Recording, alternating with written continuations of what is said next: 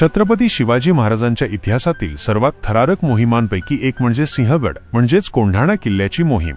कोंढाणा किल्ल्याचा हा कडा चढण्यासाठी अत्यंत कठीण आणि दुर्गम होता, ज्याची उभी चढण पाहून शत्रूचीही छाती दडपली जायची। या कठीण परिस्थितीवर मात करण्यासाठी आणि गडावर गुप्तपणे चढाई करण्यासाठी तानाजी मालुसरे यांनी आपल्या लाडक्या यशवंती घोरपडीचा उपयोग करायचे ठरवले।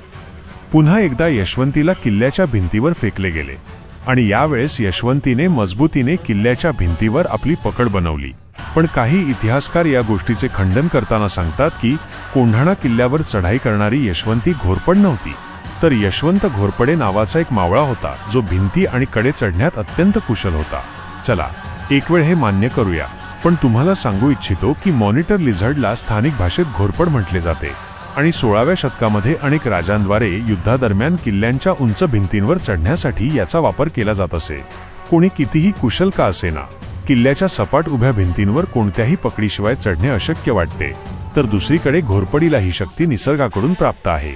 तुम्हाला माहिती आहे का की मॉनिटर लिझर्डचे वजन सामान्यतः 69 ते 91 किलोपर्यंत असते आणि कमाल वजन 170 किलोपर्यंत पाहिले गेले आहे। तज्ज्ञांच्या मते मॉनिटर लिझर्ड म्हणजेच घोरपड आपल्या शरीराच्या एकूण वजनापेक्षा जास्त वजन घेऊन आरामात कोणत्याही उभ्या भिंतीवर चढण्यास समर्थ आहे।